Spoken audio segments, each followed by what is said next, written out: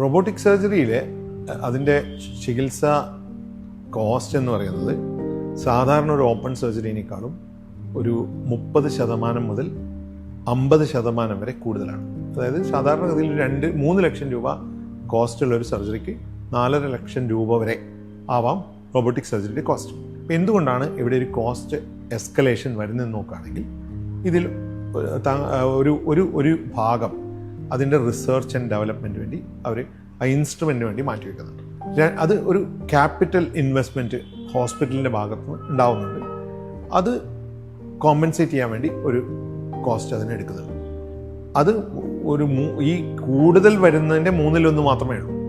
Okay, മറ്റൊരു ഭാഗം, അതായത് മറ്റൊരു 1/3 എന്ന് പറയുന്നത് ഇതിൻ്റെ കൺസ്യൂമബിൾസ് ആണ്.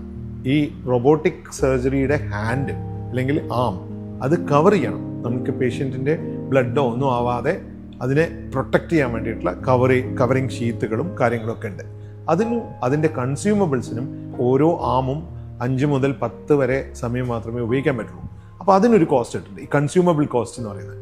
മൂന്നാമത്തെ ഒരു കോസ്റ്റ് എന്ന് പറയുന്നത് ഈ സർജൻ, ട്രെയിൻഡ് ആയിട്ടുള്ള സർജൻ്റെ അദ്ദേഹത്തിൻ്റെ അവൈലബിലിറ്റി, ഇതിനുണ്ടാകുന്ന ചാർജുകളാണ്.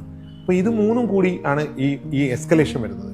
പുതിയ ടെക്നോളജി വരികയും ഈ കൺസ്യൂമബിൾ കോസ്റ്റ് സിഗ്നിഫിക്കൻ്റ്ലി റെഡ്യൂസ് ചെയ്യാൻ പറ്റുകയും ഈ റിസർച്ച് ആൻഡ് ഡെവലപ്മെൻറ്റ് കോസ്റ്റ് കാലം കഴിയും തോറും അത് കുറഞ്ഞു വരുന്നതായിട്ടാണ് നമ്മൾ കാണുന്നത്. അപ്പോൾ ഇതിൽ ഉണ്ടാവുന്ന എസ്കലേഷൻ എന്ന് പറയുന്നത് ഇന്നുള്ള 30% എസ്കലേഷൻ വരും 10%, 15% കുറയുമെന്നാണ് ഞാൻ ഇപ്പോഴും വിശ്വസിക്കുന്നത്.